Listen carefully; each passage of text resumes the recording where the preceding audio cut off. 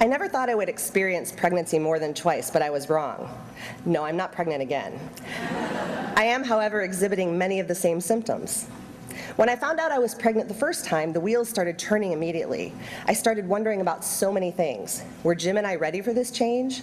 Were we up for the challenge of raising another human being? Could we actually afford this?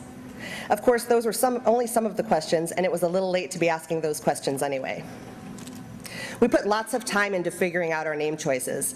We did research in actual baby naming books. As we pored over them, we made a list of names whose meanings held some level of importance in our hearts. As the pregnancy went on, I had bouts of anxiety over whether we were ready. It was an emotional time. I was a little moody sometimes, a little snappish, and a little prone to tears.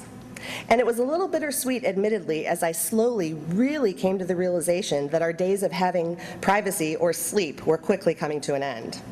It was thrilling when we finally chose a name for him. That was one less thing we had to worry about, and it gave us freedom to move on. When I was within arm's reach of my due date, preparations intensified. We went to the hospital and took a tour of the labor and delivery floor. We met some of the nursing staff, we watched videos and received handouts on what to expect from the hospital. We had to think about getting the nursery ready and filled shopping carts full of things that our baby would need. We figured out which pieces of furniture would work in the room and got some from the store, some from relatives, and some from other parts of the house. Sitting around together at night, we talked excitedly about what we thought our child would be like. Would he be cute? What would he be like as a teenager? What might he be when he grew up? Gradually, 9 months went by, and everyone I knew began asking me, "Still no baby?" as they shook their heads and looked at me with pity-filled eyes. "Nope," I'd say, annoyed that they were asking a question whose answer was obvious, but also annoyed that this kid hadn't arrived yet. I liked him already and was excited to spend time with him. When he finally arrived, late, it was a huge adjustment. At first, I still shed random tears. Though I cried, I was so happy to have brought this child into the world. Eventually, my hormones returned back to their normal state, and I threw myself into mothering this cute little baby who we adored. Now it's time for that cute little baby to go to college, and the process has been very similar. At the beginning of the college search, it was an exciting prospect to help him figure out what he wanted to do and where he wanted to go.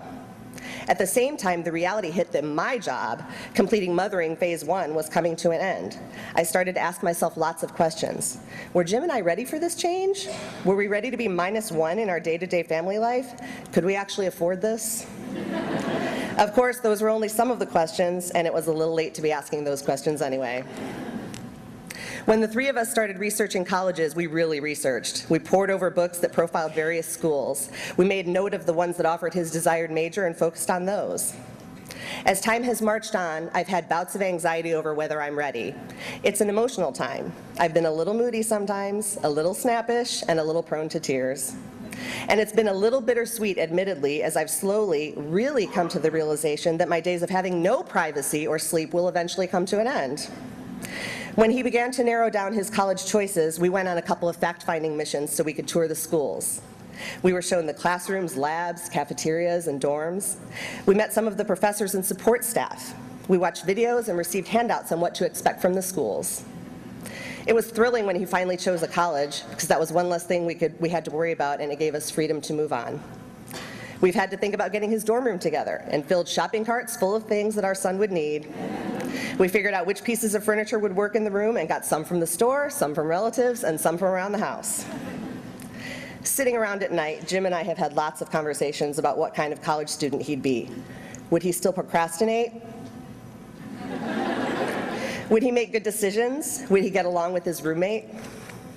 Suddenly, everyone I know has begun asking me, "You haven't taken him to school yet?" while shaking their heads and looking at me with pity-filled eyes.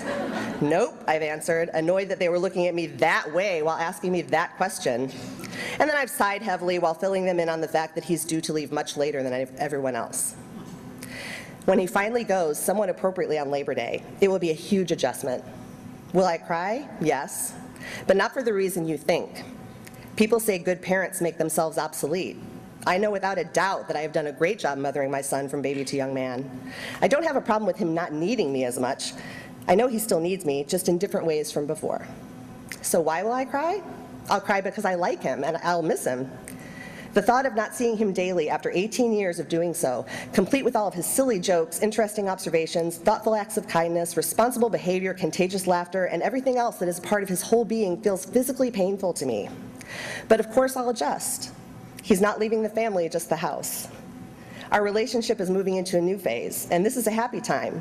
It has been an honor to mother him to this point, and it will be an honor to mother him in different ways as he gets his future going. I am so proud of him. So if you see me cry or hear my voice quiver, it's not because I'm truly upset.